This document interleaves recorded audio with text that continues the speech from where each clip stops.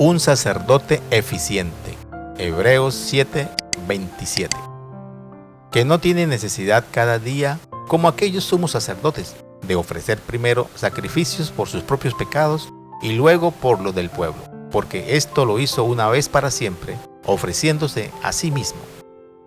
Aunque eran mediadores entre Dios y los hombres, los sacerdotes levitas, primero, no eran perfectos. Segundo, no podían ofrecer un acceso completo y confiado a Dios.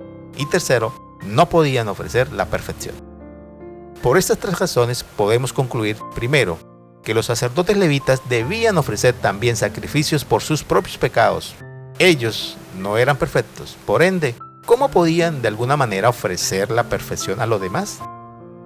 Y por estas tres razones también podemos concluir que los sacerdotes levitas eran incapaces de hacer perfectas a las personas por las que mediaban. Ni siquiera los mismos sacrificios que hacían podían dar perfección. Además, los sacrificios de animales tampoco podían limpiar la conciencia del pecador.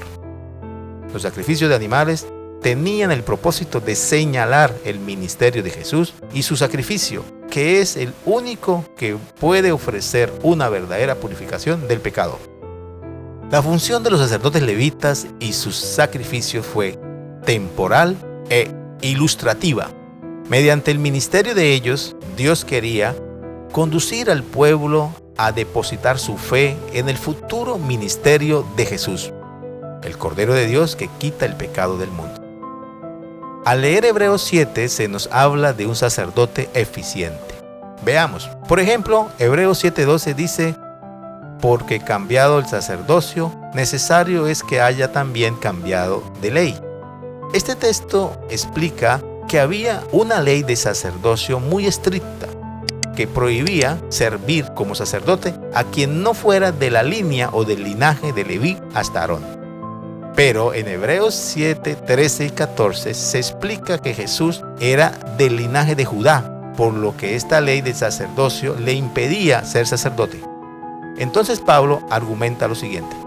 Primero, que Jesús, al ser destinado como sacerdote, indicaba que Dios cambió la ley del sacerdocio. Y segundo, que con la venida de Jesús también cambió la ley de los sacrificios, ya que antes de Cristo se requería que los pecadores llevaran diferentes tipos de sacrificios para obtener la expiación. Pero ahora que Jesús vino y ofreció un sacrificio perfecto, quedando así la ley de los sacrificios de animales a un lado o abolida. Estos cambios es resultado del nuevo pacto.